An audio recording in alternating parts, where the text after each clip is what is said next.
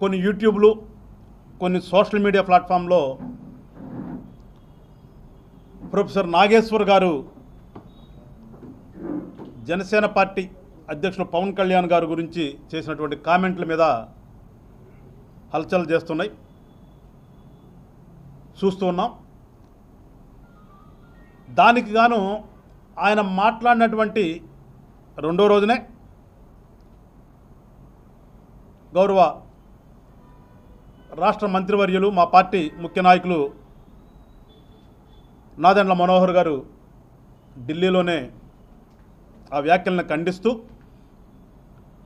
వెంటనే ఏదైతే నాగేశ్వర్ గారు మాట్లాడినటువంటి అసత్యపు మాటల్ని వెనక్కి తీసుకుని విత్డ్రా చేసుకోవాల్సిందిగా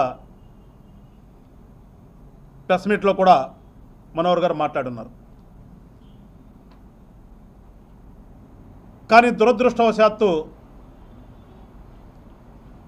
ప్రొఫెసర్ నాగేశ్వర్ గారు ఈ రోజుకి కూడా ఆ వ్యాఖ్యల్ని వెనక్కి తీసుకోలేదు. దాని గురించి మళ్ళా ఎక్కడా కూడా మాట్లాడలేదు. సో దానివల్ల ఇవాళ నేను ఈ ప్రెస్ మీట్ని పెట్టవలసినటువంటి ఆవశ్యకత ఏర్పడింది. ఇప్పటివరకు కూడా మనం, నేనే కాదు, సహజంగా ఆంధ్ర రాష్ట్రంలో కానీ అటు తెలంగాణలో కానీ ఉమ్మడి ఆంధ్ర రాష్ట్రంలో ప్రొఫెసర్ నాగేశ్వర్ గారంటే కాస్త విలువిస్తారు జనం అందరూ కూడా.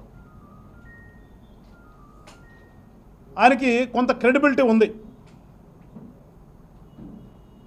సో ఆ క్రెడిబిలిటీ మీద ఏది మాట్లాడినా కానీ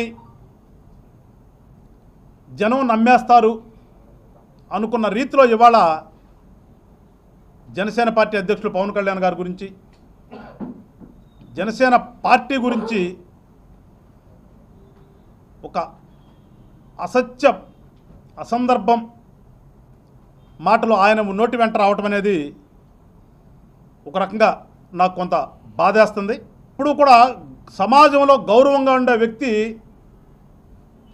గౌరవాన్ని పోగొట్టుకోకూడదు. గౌరవిస్తున్నారు కదా అని చెప్పేసేసి నేనేం చెప్పినా జనం గుడ్డిగా నమ్మేస్తారనుకుంటే అది మనకు గుడ్డితనం అవుతుంది, కానీ ఎదుటోళ్ళు గుడ్డిగా నమ్మరు ఏది కూడా. జనసేన నాయకుడిని ఏదో ఇరకాటం పెట్టాలి, ఇబ్బంది పెట్టాలనే పిచ్చి ఆలోచనలు దయచేసి మానుకోండి అని చెప్పేసి తెలియజేస్తూ, ప్రజలారా మీరు కూడా ఒకసారి గమనించండి. మాకు సిద్ధాంతాలు తెరపడినటువంటి పార్టీ జనసేన పార్టీ. కనిపిస్తున్న వరుసనే కులాలను కలిపే విధానం, మతాల ప్రస్తావనలు అనేటువంటిది, సంస్కృతులను గౌరవించేటటువంటి 7 సిద్ధాంతాలు పెట్టుకుని నడుస్తున్నటువంటి పార్టీ జనసేన పార్టీ. ఆ విధంగా మేము వెళ్తున్నాం తప్పితే ఈ రాష్ట్రంలో ఉన్నటువంటి ప్రజలందరూ మా వాళ్ళే అనే ఒక సిద్ధాంతంతో మేము ముందుకు వెళ్తున్నాం.